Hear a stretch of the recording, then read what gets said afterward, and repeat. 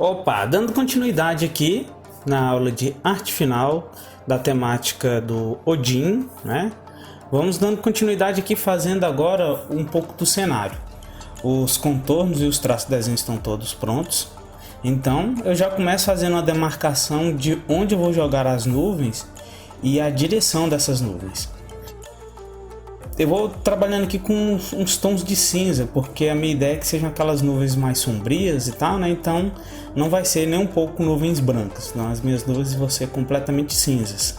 Só que é claro, eu vou usar o degradê. Então eu estou usando aqui o lápis 2HB, tentando assim posicionar o lápis para pegar a parte plana do grafite, para não machucar muito o papel e fazer com que o traço fique bem largo e também bem suave, beleza? Então, depois de fazer essa demarcação, aí eu vou e pego o esfuminho e passo em todas essas nuvens que eu fiz. Aí agora eu já desenho melhor como é que vai ser essas nuvens. Eu coloco mais pressão na parte inferior dessas nuvens, para dar uma ideia assim de uma espécie meio que de sombreado, sabe? Onde a parte de cima da nuvem estaria mais ou menos iluminada, né? E a parte de baixo menos iluminada. O contraste na parte de baixo também eu fiz maior, e a parte de cima eu tentei fazer o efeito de degradê do esfuminho maior, beleza? Outra coisa interessante da gente prestar atenção aí é que esse desenho ele tem bastantes detalhes. Igual você pode perceber aí que as minhas nuvens acabaram invadindo o espaço do desenho dos corvos, né? Só que isso não tem problema, porque a minha intenção é preencher esses corvos aí de um tom uniforme de preto, né? Então, já que eu vou preencher tudo de preto, então não tem problema o sombreado que eu estou usando aqui para as nuvens pegar um pouco em cima deles, ok? Então eu passo esse fuminho, como eu já disse, né, em cima daquelas demarcações de lápis que eu fiz, aquele sombreado que eu fiz. Mas entre uma nuvem e outra que eu fiz com lápis, eu crio mais algumas nuvens mais fracas, usando só o esfuminho mesmo, beleza? E depois de passar o esfuminho nele todo, né, eu venho aqui agora fazendo um pouco mais de sombreado na parte inferior das nuvens, porque a minha ideia é que a parte de baixo tenha um contraste maior.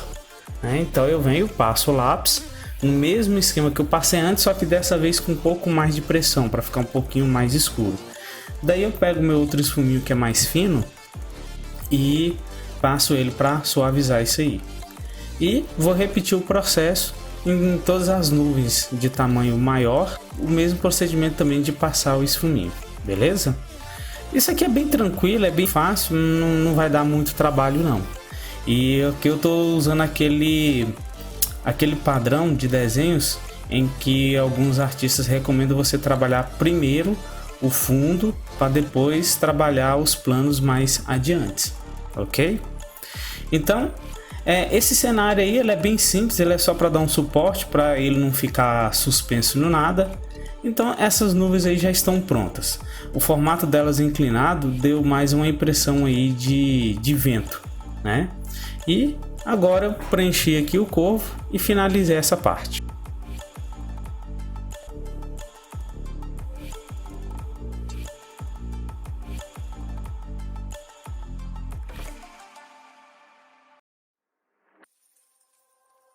Então, dando continuidade aqui na arte final, né, na parte anterior eu tinha feito o preenchimento de um dos corvos.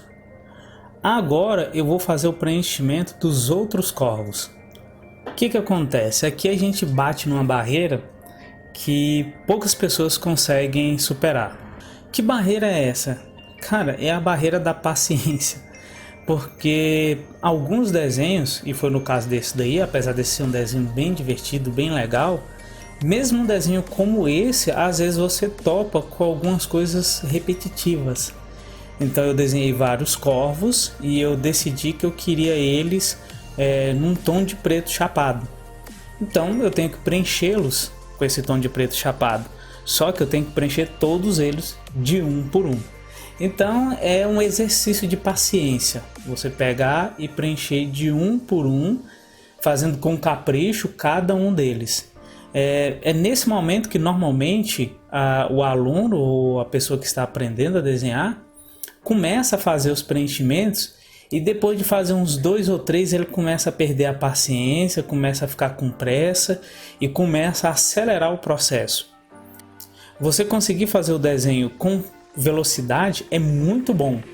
Só que desenvolver a velocidade é um processo demorado. É difícil você desenvolver a velocidade no desenho. Então você tem que treinar muito.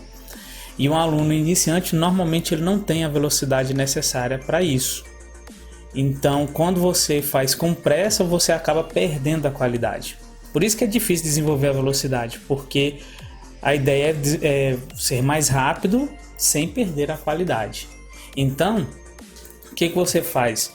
Você faça o mais bem feito que você puder. Sempre faça todos eles de maneira caprichada, tomando todo cuidado para não borrar, para não deixar pedacinhos brancos, para não mudar os tons, né? Tipo, um ficar mais escuro do que o outro e etc. Então, tomar todos os cuidados. Se você consegue fazer isso de maneira rápida, meus parabéns. Se não consegue, vá fazendo com calma, treine a sua paciência. E à medida que você for treinando, à medida que você for fazendo mais e mais desenhos, você vai perceber que a sua velocidade vai ficando cada vez maior, beleza?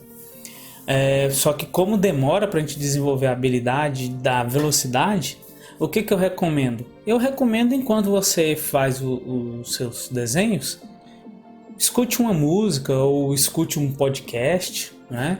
Ou escute um rádio ou qualquer coisa que possa te ajudar a distrair um pouquinho mais.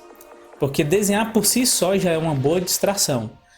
Mas quando a gente bate nessas artes que são um pouco repetitivas, que dão um pouquinho mais de trabalho para a nossa paciência, você pode reforçar isso com um outro tipo de entretenimento, que seria uma música ou um podcast.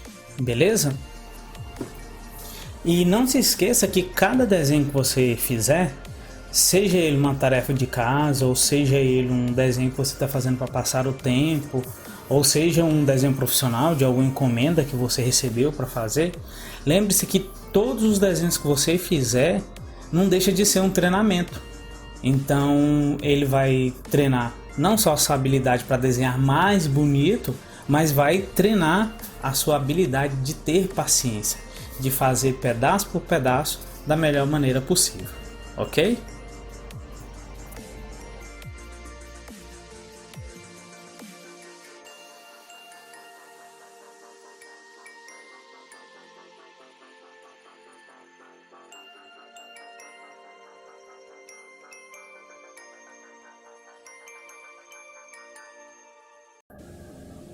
Então, dando continuidade aqui, né, agora que a gente finalmente terminou de preencher aí os corvos, vamos começando a fazer o sombreado. Vou começar o sombreado aqui pelo chifre direito do Odin, né? Vou fazer primeiro da parte mais escura, que é a parte da sombra própria. E como você já pode ir olhando aí, percebendo, eu já estou fazendo a sombra própria e já deixando o espaço do que seria o reflexo do brilho, né?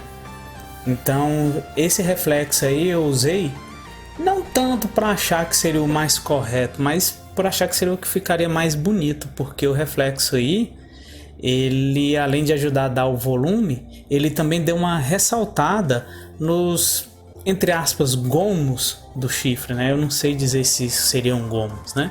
Mas ressaltou de qualquer forma.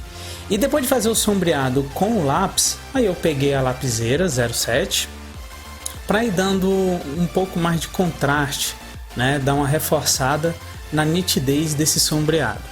E já aproveitei também para fazer um pouquinho da textura, né? Eu aumentei o contraste, já fiz alguns risquinhos ali, porque a ideia é que esse chifre aí fosse de material bem áspero, né?